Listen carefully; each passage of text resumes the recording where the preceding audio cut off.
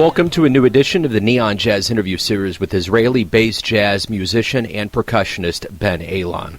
He talked about the background, aim, and approach of his new international debut, the 2021 CD Xalam. This project is 7 years in the making, and he elevates the traditional music and instruments of Senegal and Mali into a fresh contemporary setting. This border-breaking musician is known very well for his innovation in the world of percussion. Get to know him. Enjoy the story. Thanks for taking a minute out, man. Sure. Talk to me about your latest album. It's a wonderful listen, such a great story behind it, and I think before we get into actually how you put this album together, I don't know exactly what's going on in your part of the world, but, we're kind of back in this weird place of COVID raging again. How does it feel to have music out now? I usually just go with the flow, so if it means that I cannot have lots of shows going on now, then I'm just going with it, So I had my official album release here in Israel, which was really nice, and I did some very interesting things some ideas that I had for that show, so I had the chance to do that, and then things started to close again. Just going with the flow. I'm happy with whatever is possible in this situation. Yeah, just starting to record some new stuff. So your latest album, it's such an interesting story. I actually watched your preview and kind of the backstory. Talk to me about how this project came together and how you got the sound that you were looking for. There was never a real plan of making an album, so it just came about. It started with my journeys to Senegal and the Gambia when I was 20. Now I'm 34, so that's 14 years I had 5 travels there, researching, studying, and one thing led to another, and I met people, and then I studied with the famous family of drummers in Senegal, and it's a long story, and you've seen the video, so it's just that I started to connect between the dots. So every time I went there, I tried to collaborate with another musician, and then I recorded this guy, and then it took a lot of time. So I recorded Dudun Diaros in 2013, and I finished the track in 2019. So I really took the time to let everything happen, not pushing. So it's a long story, lots of connections, coincidences.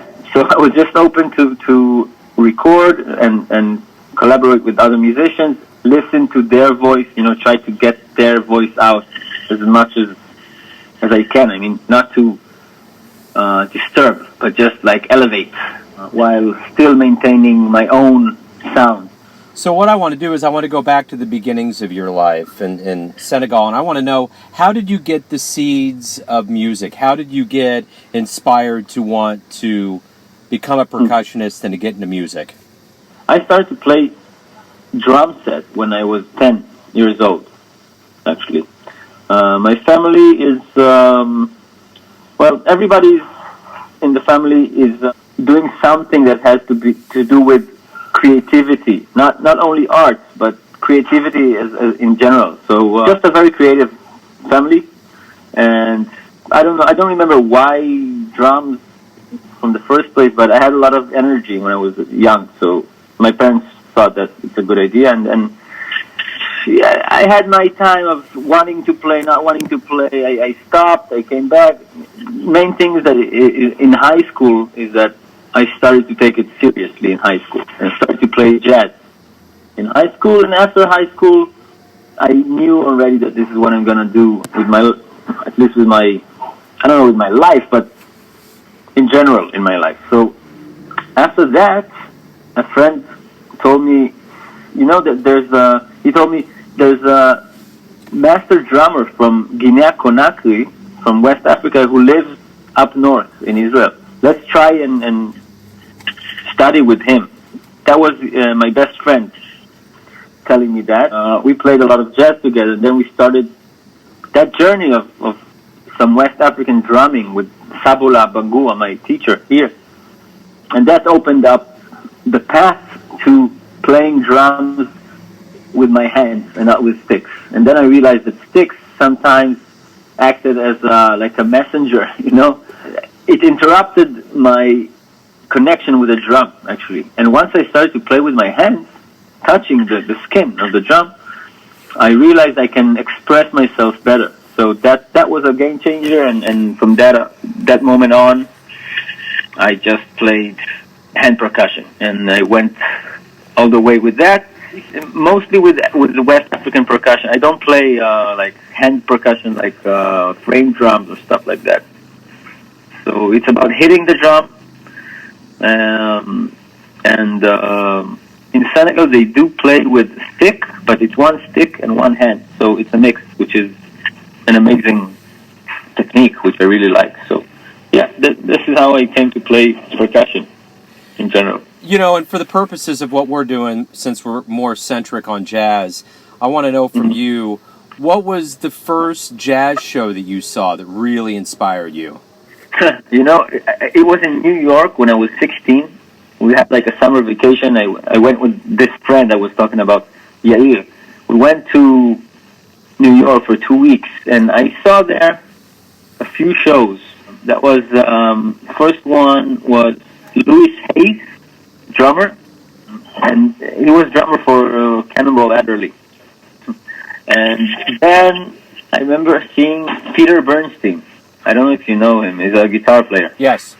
And also Kurt Rosenwinkel. Yeah. I just remember these three as like, you know, it's one is very traditional, the other is like modern traditional, and then Kurt Rosenwinkel was like really modern stuff. So that really influenced my my music actually at that time. Talk to me a little bit about the scene in Israel. You know, I know that there's this, you know, America has so much going on here, but I know there's so much going on in Israel too. Talk to me a little bit about your path and where you're at right now. There are a lot of Israeli musicians really making it in New York and LA as well. It's funny to see that how they go there, they succeed, and then they come back. So they always bring something from the U.S. to Israel, and it influences the music scene here a lot. Even in the hip-hop, in the jazz, everything. So that's one thing. And I'm doing my own thing. I'm playing solo shows with my drum set, my African, like West African Senegalese drum set. So it's just a matter of if I set some shows, it's happening. The music scene is pretty amazing. I mean, musicians here are really top level. So I find myself collaborating with musicians here and there, and I also played a lot with famous, you know, older musician legends, like rock legends and stuff like that. I did it a few years ago, but for me it's more about focusing on what I do and slowly progressing with this one-man tribe show that I run. So just taking it step by step. I get some proposals from Europe as well. Nowadays it's a bit problematic because of the COVID, but after releasing the album, I got some proposals. So it's nice to see that people in general are happy to see and listen to new stuff like what I do here in Israel and also outside. So in general, the music scene is very happening. What do you like the best about being a professional musician? You know, every day you get to wake up, you get to create. What do you like the best about the process? Yeah, actually, that's what I like. That I somehow managed to create a life where I can just play music, create what I want, how I want it. Of course, I have to work. Some things I choose things I do for work, and I always aim for doing things that I love doing. So that's in that part of job and making money and stuff. But it's a blessing, you know, to wake up and my studio is my room. I like to feel that I live the creation process. So I don't have another, like an office or a different studio. I have to get inside my car and drive.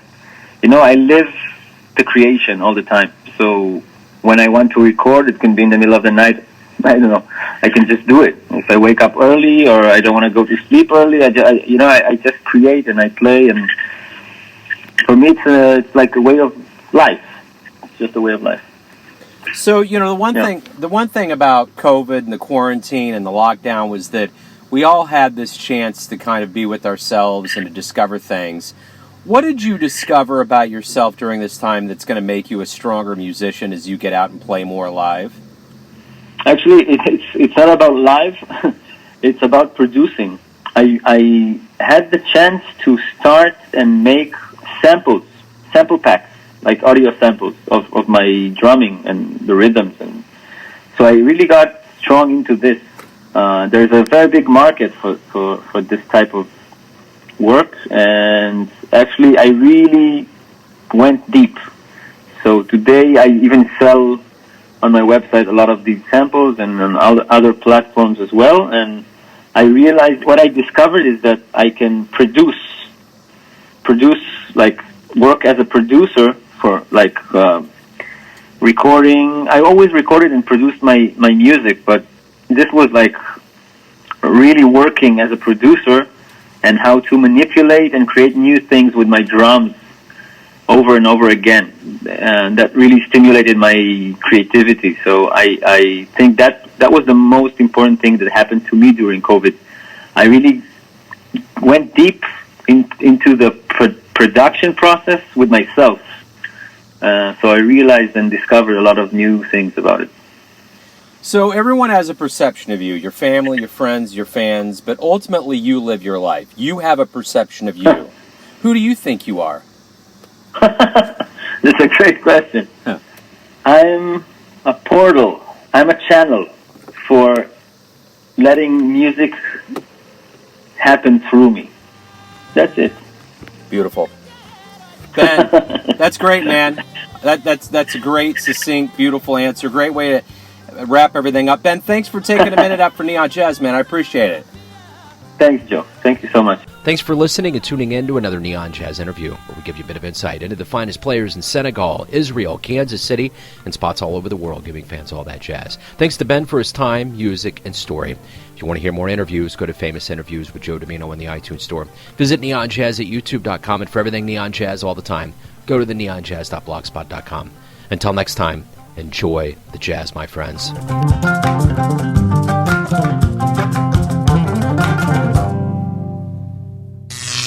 Neon Jazz.